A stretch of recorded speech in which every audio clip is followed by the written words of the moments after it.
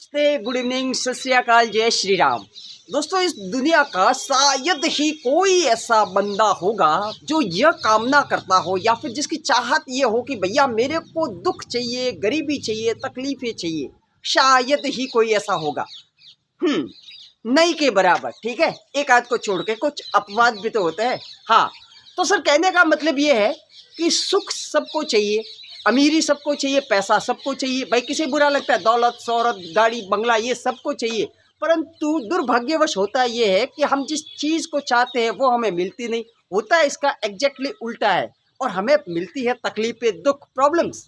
क्यों ऐसा, क्यों सर? इसकी वजह जहाँ तक मेरे को समझ में आ रही है, मैं बता रहा हूँ कि हमारा दिमाग गलती से बाय डिफ़ॉल्ट उन चीज़ों के पीछे भागता है जो हमें नहीं चाहिए।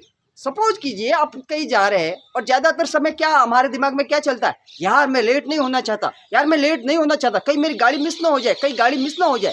होता क्या है, गाड़ी मिस हो जाती है। सर एक और चीज़, आपको अगर 100 रुपये की ज़रूरत है और आपके पास 90 रुपीज़ पड़ा है, जमा हो चुका है, व्यवस्था हो गई है, तो हमारा ध्यान उन 90 रुपीज़ पे नहीं जाता है, बल्कि जो 10 रुपये कम है ना उस पर जाएगा।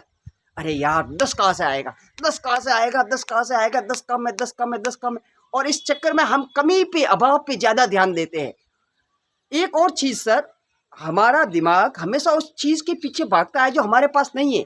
एक बंदर होता है ना, बंदर हमेशा भागता रहता। ऐसे ही हमारा दिमाग ऑटोमोबाइल मोड पे भागता रहता, वो ऑटो पायलट मोड पे। उसका कंट्रोल नहीं है ज़्यादा, क्योंकि हम उसे कंट्रोल करने की चेष्टा करते नहीं है, समझते नहीं है। ज़्यादातर हमारा ध्यान हमारे विचारों पे होता ही नहीं है। और होगा भी कैसे, 60 से 70 हज़ार तक विचार आते हैं 24 घंटे में हमारे दिमाग में। तो सब विचार पे ध्यान रखना मुश्किल है। तो सर करे क्या? सर सिंपल सी बात है, जहाँ तक मेरे को समझ में आ रहा है, करना कुछ भी नहीं है। अपनी भावनाओं को ध्यान रखना है, अपने इमोशंस को कंट्रोल में रखना है, अपने विचारों पे नियंत्रण रखना पड़ेगा, देखना पड़ेगा। अपने विचारों को गौर से देखना पड़ेगा कि ये किस टाइप के विचार चल रहे हैं हमारे दिमाग में। मतलब थोड़ा अवेयर होकर जीना पड़ेगा, थोड़ा जागरूकता के साथ। क्योंकि जिस चीज़ पे हम ध्यान देंगे ना, पूरी भावनाओं के साथ, पूरी फीलिंग के साथ, जैसा हम महसूस करेंगे ना, वैसे हम बन जाते हैं। अब गरीब आदमी और अमीर आदमी में यही फ़र्क होता है। हमेशा हमारे जीवन में चलने वाली छोटी छोटी चीज़ों का हमें ध्यान रखना पड़ेगा। ज़्यादातर हमारे दिमाग, हमारे इमोशंस को हमें समझना पड़ेगा, देखना पड़ेगा, जागरूकता से जीना पड़ेगा कि भाई हम क्या सोच रहे हैं, क्या नहीं सोच रहे हैं, कैसा महसूस कर रहे हैं। क्योंकि हम जैसा महसूस करते हैं वो चीज़ें हमारे जीवन में प्रकट होने लगती है। क्योंकि हम जिस दुनिया में रहते हैं ना, इस दुनिया की हर चीज़ एक ऊर्जा है, हम भी एक ऊर्जा ही है। हर चीज़ वो भौतिक चीज़ जो दिखती है आंखों से, गाड़ी, बंगला, जो कुछ भी है वो सब ऊर्जा है, जो एक बड़े ऊर्जा स्रोत के साथ मिलकर काम करता है। और ऊर्जा का एक सिस्टम है कि इसे जिस पे व्यवस्थित तरीके से फोकस किया जाता है ना, वो चीज़ हमारे जीवन में आकर्षित होती है, वो चीज़ हमें मिलती है। हमें जिस चीज़ को हम अपनी ऊर्जा देते हैं ना, वो चीज़ मिलती है हमें।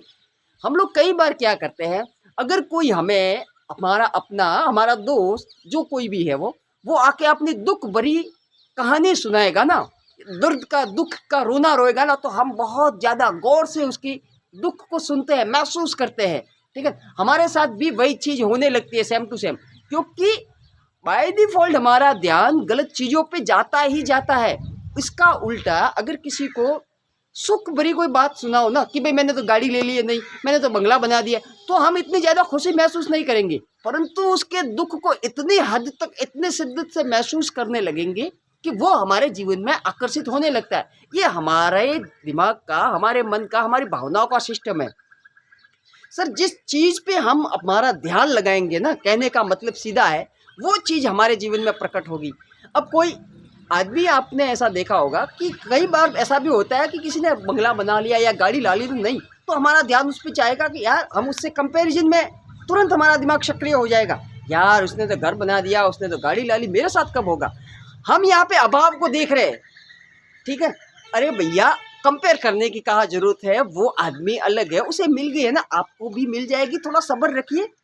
हाँ, हो सके तो उस गाड़ी में एक बार अगर वो बैठाता है तो बैठ के आ जाइए, घूम के आ जाइए बढ़िया मस्ती से। उस चीज़ को महसूस कीजिए कि कैसा आनंद आ रहा है, प्लेजर, कैसी खुशी मिल रही है, वो महसूस कीजिए। ये सही रास्ता है। आप उस चीज़ को, खुशियों को महसूस कीजिए। खुशियाँ तभी मिलेगी जब आप चीज़ों को महसूस करेंगे, उन चीज़ों को जो आप पाना चाहते हो।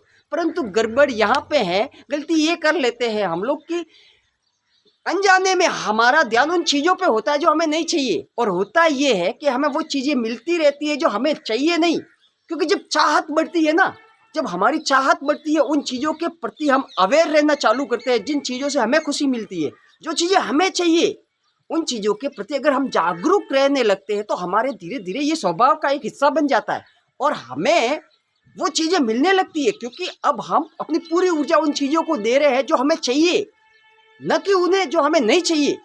जब हम जागरूकता से जीवन जीते हैं ना, तो हम उन चीज़ों को आकर्षित करते हैं जो हमें चाहिए, जिनसे हमें खुशी मिलती है। तो सर, करना सिर्फ इतना सा है कि हमें उन चीज़ों को ऊर्जा देनी है जो हमें चाहिए, न कि उन्हें जो हमें नहीं चाहिए। Thank you.